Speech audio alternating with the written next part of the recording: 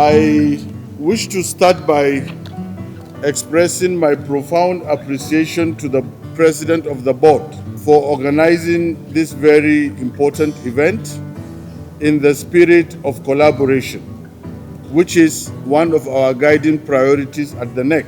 To the newly registered quantity surveyors being inducted today, I say welcome. You join a noble profession central to delivering value, accountability, and sustainability across building, engineering, and infrastructure development. There's no QSRBN without the NIQS. Let us be factual to ourselves. QSRBN was formed for NIQS and to be a combination of the government or a cooperation of the government with our institute. From research, inaccurate estimates are often cited as a primary reason for project failure, leading to cost overruns and sometimes litigation. As project designs evolve from a mere idea to a more detailed idea, the level of information available increases, allowing for more refined and accurate cost estimates. At every project stage, estimates must evolve, becoming progressively more accurate as more information becomes available. What you get might be significantly different from what you estimated. So what you get to execute the project is a real cost data. Whatever you have done at estimating level to go to tender, it is just what you proposed and you expected. But what the contractors submitted and how the project is carried out, these are the real data. So at project level, we are looking at historical project outcomes. We are looking at information that comes from projects that have been done. And you'll see the order of things, starting from, of course, feasibility studies, estimation, cost data, and then we now got to the financial statement. So you see, in everything, there was an order. Please, can we say order? Order, yes. When you have order, when there's order, when you're doing things, it simplifies your process and makes it almost as good as, you're not going to be saying, okay, what is the next thing? Because, A comes before B, B comes before C. You know exactly how you're supposed to organize your project.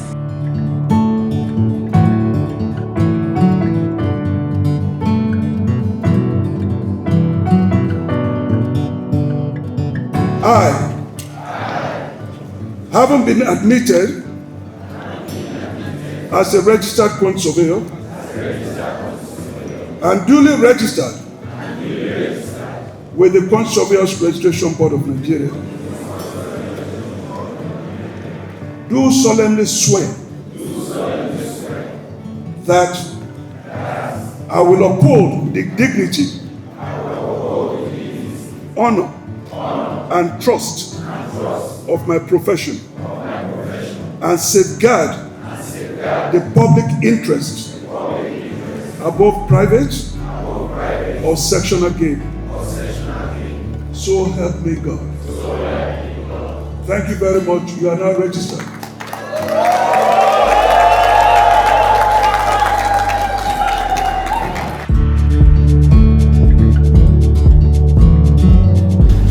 Today is a remarkable day for us because at the YPSF we will be passing down the baton of leadership to the next administration.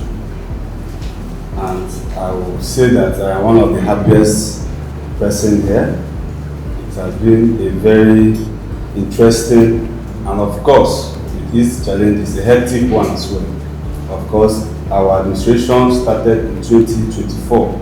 We were able to consolidate on what our bylaw stipulates and is expected of us, which among the things that our bylaw stipulates is that we ensure we carry out project get kids into QS, which means going to schools, secondary schools, and tell them, educate them on what the quantity surveillance is all about. Then we also have what we call advocacy visits, where we pursue universities to encourage the younger ones. Today I accept this responsibility not as a personal achievement, but as a continuation of service. As we move forward, our work will align with the vision of Nigeria's quantity surveyors which the vision of this administration is anchored on capacity building, collaboration, innovation, and advocacy. Within the YQSF, this vision will be translated into practical and measurable outcomes, and it will strengthen our members and our relevances in the built environment. And our initiatives are designed as a coordinated framework to support the vision of Nigerian Institute of Quality Surveyors. We are also going to institutionalize the International Youth Day commemoration and also the International Volunteer Day. We will strengthen our commitment to youth engagement, volunteerism, and community impact. Together, these initiatives position YQSF as a structured, forward-looking, and globally relevant professional platform. So, the new leadership, we need meaningful and inclusive programs for the development of the forum, and this should be submitted to the Secretariat so that we can track and we can support. We are very much committed to supporting you to succeed, but we need to buy into your program so that we don't start seeing you with politicians trying to use quantity surveyors as pawns on a chessboard. We cannot allow that. And I will also want to tell you to be extremely mindful with engagement with the media. You cannot speak on behalf of the profession. Wherever you find yourself presenting a program for YQSF, you must be explicit to avoid any ambiguity that you are a YQSF representative.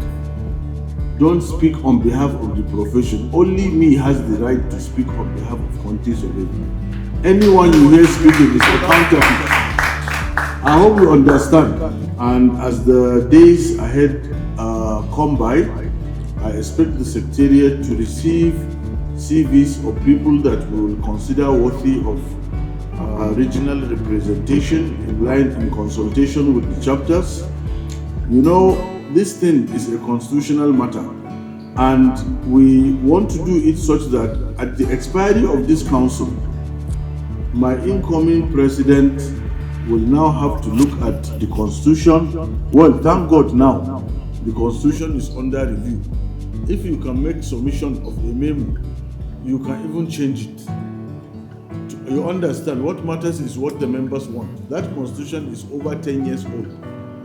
But as our constitution starts now, all standing committees and organs stand dissolved with the expiry of the council. That is how it is.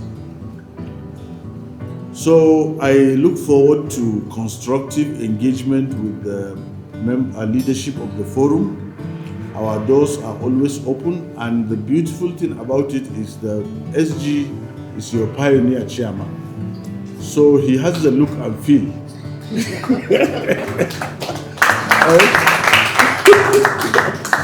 of how the YQSF should be run.